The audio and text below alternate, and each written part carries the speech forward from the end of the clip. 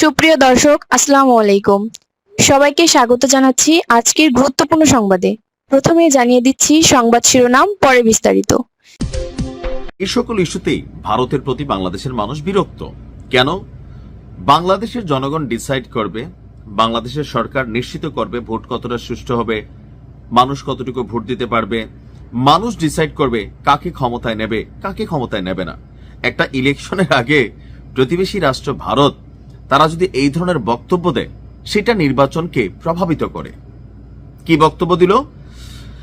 যে বাংলাদেশে অবাধ এবং সুষ্ঠু নির্বাচন হলে জামাত ইসলাম ক্ষমতায় আসতে পারবে না। তো এই কথাটা কে বলছে? ঢাকায় ভারতের সাবেক হাই কমিশনার এবং বর্তমান রাজ্যসভার সদস্য হর্ষবর্ধন শ্রিংলা টেলিগ্রাফে আপনার এই বক্তব্য দিচ্ছে, টেলিগ্রাফ ইন্ডিয়াতে। তার বক্তব্য হলো কি, বাংলাদেশে অবাধ এবং সুষ্ঠু নির্বাচন হলে জামাত ইসলামী ক্ষমতায় আসতে পারবে না। কেন? মানুষকে ভোট দিবে না, দিতেও তো পারে। মানে আপনারা কিভাবে শিওর হয়েছেন? আপনাদের এই ধরনের বক্তব্য বিএনপির জন্য ক্ষতিকর হচ্ছে। এটা বিএনপির জন্য কিন্তু আসলে ক্ষতিকর হচ্ছে। ভারতের রাজনীতি বোঝারা কঠিন। গত 23শে জানুয়ারি ভারতের পশ্চিমবঙ্গের দার্জিলিং এ সাংবাদিকদের সাথে মত বিনিময় সভায় তিনি বলছেন, যদি অবাধ এবং সুষ্ঠু না হয়, নির্বাচনে ভোট চুরি হয় বা কারচুপি হয়, তাহলে তারা ক্ষমতায় আসতে পারে। অর্থাৎ স্বাভাবিক প্রক্রিয়ায় জামাত ইসলাম ক্ষমতা পাবে না। এখন এই তথ্য কে দিচ্ছে? ভারতের একজন রাজনীতিবিদ। তিনি বলছেন যে যদি ভোট কারচুপি না করে তাহলে জামাতের ক্ষমতায় আসার সম্ভাবনা কম। দলটির ভোটের হার 5 থেকে 7%, তাও আবার অন্য রাজনৈতিক দলগুলোর সহায়তায়। সম্ভবত হর্ষবর্ধন শ্রিংলা বাংলাদেশের সর্বশেষ যে ভোটের জরিপগুলা, এটা তিনি দেখেন নাই। 5 থেকে 7% এটা ছিল কখন? অনেক আগে।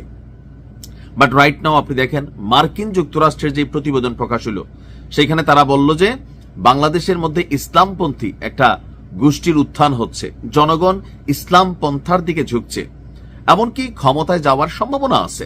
মার্কিন যুক্তরাষ্ট্রে এটা হচ্ছে প্রতিবেদন। পাশাপাশি দেশের ভেতরে যে জরিপগুলো আছে, সেগুলো বিএনপি এবং জামাতের যে ভোটের জরিপটা কাছাকাছি রেখেছে। বিএনপিকে জামাত ক্রস করতে পারে না, বাট পিছনে পিছনে আছে, কিন্তু 5-7% তো নাই। এখন এই ধরনের বক্তব্য ভারত আসলে কেন দেয়, এটা নিয়ে পরে বলতেছি।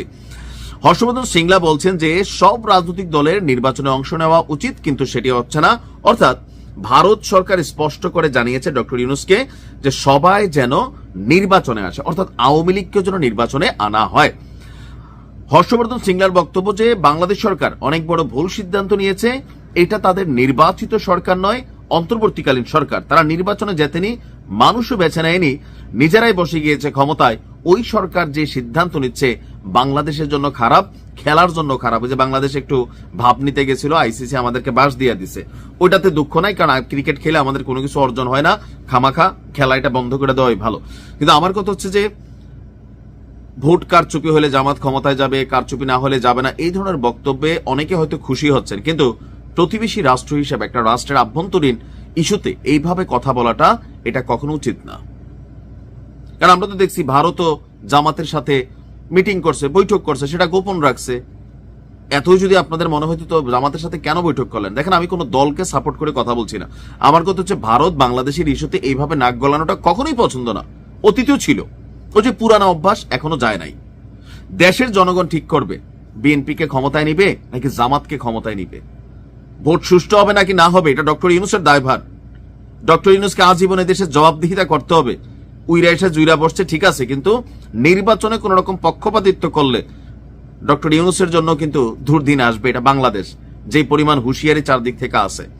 আমাদের দেশের বিষয়ে আমরা সিদ্ধান্ত নেব, ভারত সিদ্ধান্ত নেবার কে? এগুলা ভারতের অতিরঞ্জিত কাজ কারবার, যার কারণে বাংলাদেশের মানুষ ভারতের অনেক ইস্যুতে ভারতকে অপছন্দ করে। তবে রাষ্ট্র হিসেবে ভারতকে আমরা অপছন্দ করি না। এই রাজনীতিবিদ যারা আছেন তাদের কারণে দুই দেশের সম্পর্ক খারাপ হয়। ভালো থাকুন, আসসালামু আলাইকুম।